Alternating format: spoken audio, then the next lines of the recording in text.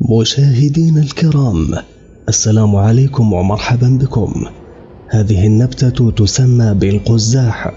ومن الناس من يسميها بالزعزاع،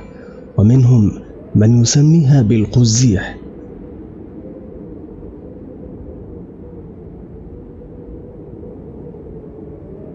قد استخدمت عشبة القزاح في الصيدلية الشعبية لأعراض الحمى الشديدة والديدان في المعدة وآلام البطن،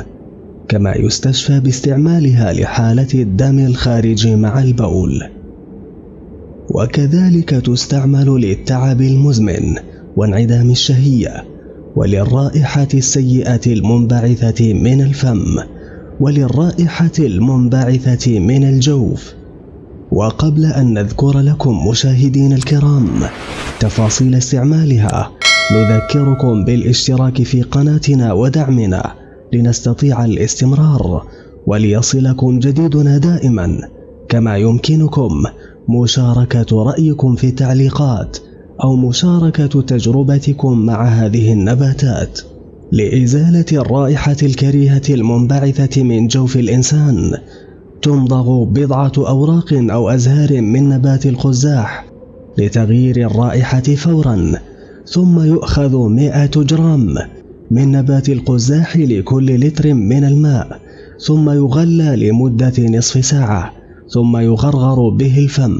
هذا مع استعماله بكميات قليلة ككأس صغير من منقوع هذا النبات على الريق كل صباح، فإن ذلك يضفي نكهة طيبة على الأنفاس، ويدعم الصحة المعدية والمعوية التي ربما كانت سببا لتغير رائحة الأنفاس. وبالمجمل فإن هذا النبات يعالج أمراض الكلى والمسالك البولية والأمعاء، مدر للبول ومدر للطمث عند النساء، يخفف من انتفاخ البطن، ينفع لمرض تبول لا إرادي، يستعمل لداء المفاصل والروماتيزم، ويخفض ضغط الدم والربو، مفيد لعلاج الإمساك ويساعد على الهضم، ولك أن تستعمله على شكل منقوع إما في الماء الساخن أو الماء البارد، علاج أمراض الزكام والحمى والتهابات القصبة الهوائية وآلام الرأس، يشرب نقيعه ساخنا ويستنشق ببخاره.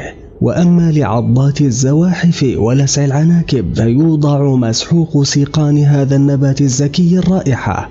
يوضع جافا على موضع النهشة أو اللسعة، كما يستحسن ويشرب مقدار كوب صغير على الريق للأمراض التي ذكرت معظمها. أما طريقة الاستعمال بالنسبة لمن يعاني من حصى الكلى، فيؤخذ 50 جراما من عشبة القزاح أو الزعزاع كما يسمى في شرق المغرب وغرب الجزائر، أما ما عدا ذلك فيسمونه بالقزيح أو القزاح. يؤخذ 50 جراما من نبات القزاح، ثم يضاف إلى لتر مغلى من الماء، ثم يترك لمدة 10 دقائق حتى يبرد، ثم يشرب بشكل يومي، بل يوضع موضع الماء، فعوض أن يشرب صاحب الحصى الكلوي الماء العادي فإنه يشرب شاي القزاح أو منقوع القزاح، وهو الماء المغلى الذي نقع فيه هذا النبات، وله أن يشرب الماء العادي إذا رغب في ذلك، ولكن الأنجع هو التركيز على منقوع هذه العشبة.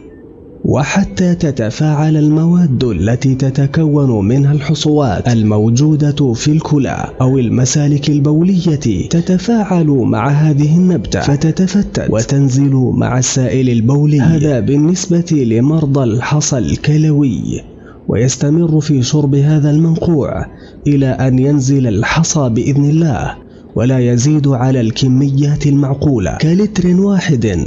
يوميا أو لتر واحد ونصف لتر، وهذا من باب الاحتياط، فقد وردت الإشارة في الكثير من المصادر إلى التحذير من هذا النبات، لأنه قد أشار بعض المتخصصين في سنة 2004 أن نبات القزاح يعد نباتا ساما، ولكن بدرجات قليلة، كما أشار أحد الباحثين الفرنسيين في عام 2006 أن نبات القزاح هو نبات سام بالنسبة إلى الحيوانات العاشبة، كما أورد علماء آخرون منذ سنة 1970 أن الرعاة يزعمون أن الأغنام التي تكون في تماس مباشر مع هذه العشبة فإنها تصاب بالعمى، وقالوا إن هذا يكون خلال الحر الشديد. قلت: وهذا أمر ظني لم يخضع إلى المعايير العلمية المخبرية، فربما هناك سبب آخر. وقد أكد باحثون منذ سنة 1989 أن هذا النبات يعد من النباتات المسببة للإسهال، لذلك ينبغي على مستعملي نبات القزاح كعلاج أن يراعي هذه المسائل. لكن وحسب ما ورد إلي أن هذا النبات حسب تجربة السكان المحليين الذين مارسوا العلاج به لم يكن له أي ضرر ملحوظ على صحتهم،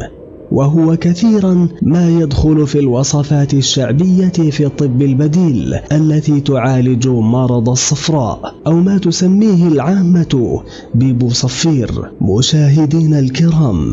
إلى هنا تنتهي هذه المادة. لا تنسونا من صالح دعائكم، والسلام عليكم. تمر بنا الأيام سرعة كأننا نرى سرعة الأيام كالبرق إن برق، فإن كنت ذا لب حصيف وحكمة فلا تجعل الأيام تمضي كما سبق، وحث إلى الرحمن سيرا فإننا على هذه الدنيا كحبر على ورق، وحث إلى الرحمن سيرا فإننا على هذه الدنيا كحبر على ورق. سئمت تكاليف الحياة ومن يعيش حريصا على الدنيا يعيش على أرق، ولا تصحب المجنون حال جنونه، وإن قلت إلا فالمصير إلى نفق،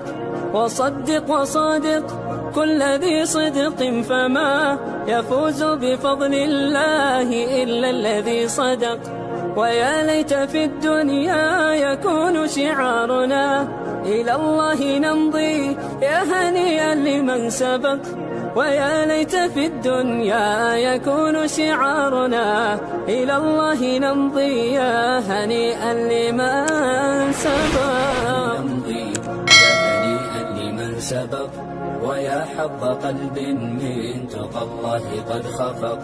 تمر بنا الأيام سرعة كأننا نرى سرعة الأيام كالبرق إن برق،